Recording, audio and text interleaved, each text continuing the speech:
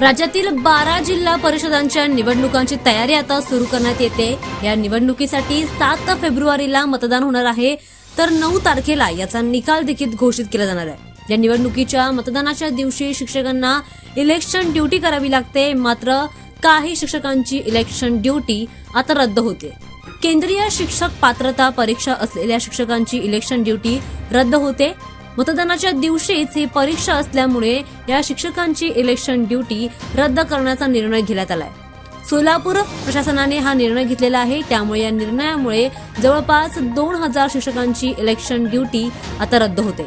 परीक्षा असल्या कारणामुळे त्यांची ड्युटी रद्द करण्यात येते, त्यामुळे निवडणुकीच्या कामातून त्यांना थोडासा दिलासा मिळतोय।